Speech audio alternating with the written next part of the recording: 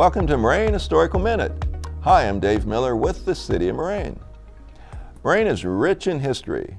Today we look at remembering Southern Boulevard in the 1960s and 1970s. Well, it's time for another nostalgic drive down memory lane as we cruise south down Kettering Boulevard in Moraine. 60 years ago, it looked vastly different than it did today. Just north of Stroop Road was a government-built World War II 500-unit housing project for Frigidaire workers, coined Moraine Fields, and others called it Cardboard City. Eventually, it became the Kettering Municipal Court Building, and then later on that same plot of land became the Kettering Moraine Museum. Across the street from the museum was a bar, a barber shop, and a grocery store. And through the years, that grocery store changed names. One time it was Stragan's IGA Food Liner, then it became Al and Joe's Food Town, and lastly, Hatcher's Food Center. South of Stroop Road, on the east side of Kettering Boulevard, across from Frigidaire, were mainly restaurants feeding the factory workers and residents.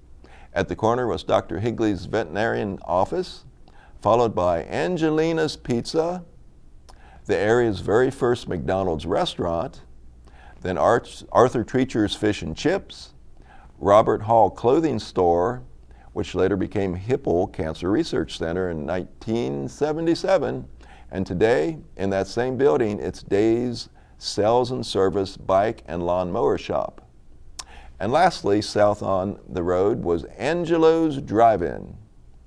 Now, Angelina's Pizza was run by Joe Marks, who was known for the best pizza around. Also great subs like the Condola sub and the Frigidaire Special, and also torpedo and cheesesteak sandwiches. Now, the McDonald's, it opened in 1962. It was a white enamel building with lighted golden arches. Customers would walk up to the windows, place their order, and then eat their food in the car. I remember back in 1964, I was 9 years old then. We went there and hamburgers only cost 15 cents each. Eventually, indoor dining was added to the restaurant. Next door at Arthur Treacher's Fish and Chips restaurant, they offered fried fish, chips, hush puppies, and shrimp boats.